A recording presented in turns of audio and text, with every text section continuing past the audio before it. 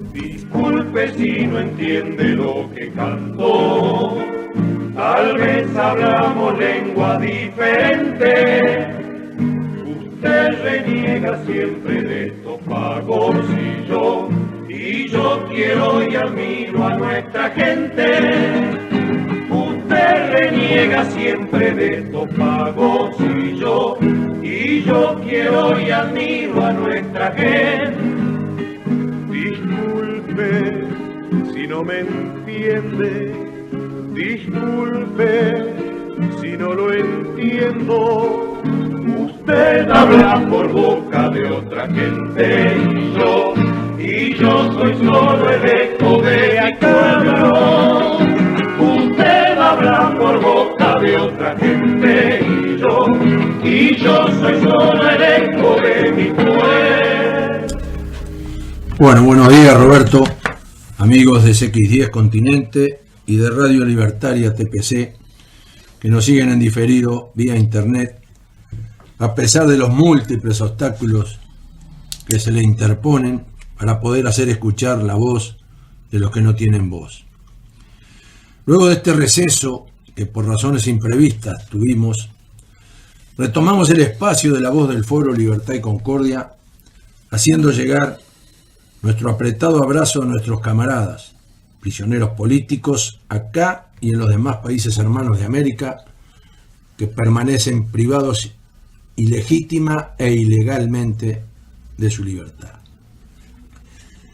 Ayer en Chile, la sed de venganza de estos gobiernos pseudo progresistas de izquierda o pseudo demócratas de derecha, se cobró otra víctima inocente en la persona de un camarada de la Fuerza Aérea Chilena, don Carlos Rey Cortés, quien, al igual que nuestros camaradas el general don Pedro Barnés y el coronel don Juan Rodríguez Buratti, decidió morir libre antes que someterse a la ignominiosa persecución y venganza. Nuestras condolencias a su familia y a los camaradas de armas de ese país hermano en tan tristes como injustos momentos.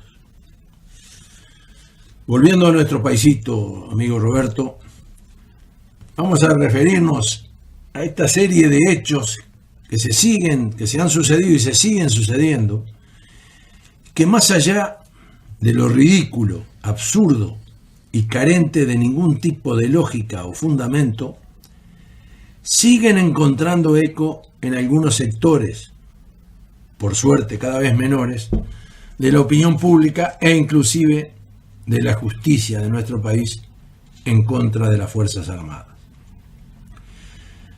Recuerden que comenzaron con el famoso video que nadie vio, a excepción del expresidente Mujica. Como eso no prendió, siguieron después inventando el robo al GIAF, que ni ellos mismos se lo creyeron. No conforme con eso, aparecieron las fábulas del comando Barnés, del superespía Castiglioni, el juicio en Roma, y como todos esos inventos son solo eso, inventos, ahora su pobre imaginación, por medio de su más que lamentable representante López Goldalacena, sale otra vez a la palestra pública. La crónica dice que el viernes pasado, a última hora, desde el juzgado letrado de Pando, se le informó al abogado López Goldalacena que habían intentado forzar un candado de la entrada de un depósito en el grupo de artillería antiaérea número 1, en la Montañesa, y que el hecho no sería relevante si no fuera porque justo en ese depósito guardan materiales y herramientas los antropólogos de la Secretaría de Derechos Humanos para el pasado reciente, bla, bla, bla, bla. López Goldalacena señaló a La Diaria que la fiscal del caso solicitó que comparezca a declarar en el juzgado el jefe de la unidad. Además, como denunciante, dijo que va a solicitar que el predio militar se instalen cámaras de vigilancia las 24 horas bajo control judicial. que esto, vamos a agregarle a esta bomba periodística, que los autores de este hecho, si es que realmente existió, no entraron al depósito de los antropólogos, a pesar de que el portacandado está literalmente podrido de óxido, ni se llevaron nada del lugar. Hablan de algunas estacas. Si se llevaron algunas estacas, debe ser alguno de los asentamientos de la zona que para sacarse el frío habrán prendido fuego. Ahora, resulta curioso la trascendencia que se le da en contraste al hecho que este domingo pasado el Comando de Ejército denunció ante el juzgado la presencia de 3 personas y un dron en la zona de excavaciones del ex Batallón de Infantería 13.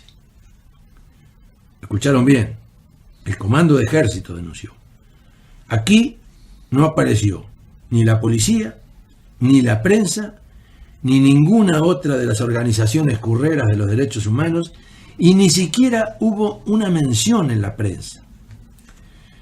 En realidad, no es curioso ni casual. Resulta que no les es redituable, porque desvirtúa su campaña de mentiras y hostigamiento contra las Fuerzas Armadas.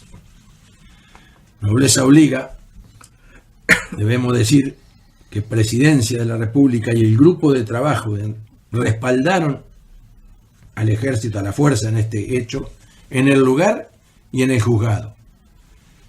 Un hecho, repito, al que ningún medio de prensa mencionó. Vamos a hablar ahora, amigos, de otro de los cuentos provenientes de estas pobres mentes al servicio del revanchismo desquiciado. Resulta que el presidente del Movimiento de Justicia y Derechos Humanos en Brasil, Jair Krischke, le envió una carta a la jueza penal de 16º turno Julia Starico, en la que sostiene que la citación de los periodistas uruguayos Daniel Gatti y Roger Rodríguez podría ser otro aporte para la causa que investiga las amenazas de muerte por correo electrónico firmadas por el Comando Barneys y enviadas en enero de este año, entre varios, a este tal Krischke, que ni idea tengo quién es.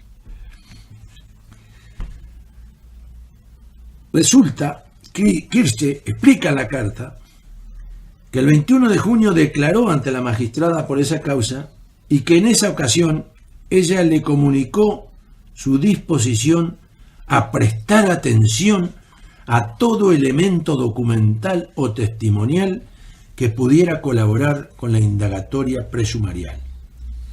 Por eso señala que el 18 de agosto, el semanario Brecha publicó un artículo de Gatti en el que el periodista presenta una investigación que contextualiza y aporta abundante información a la causa.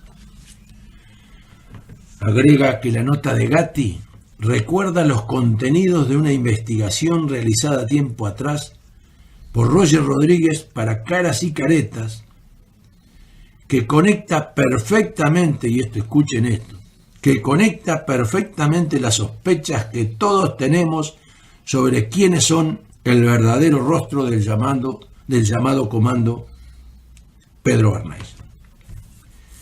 Blixen publica en Brecha.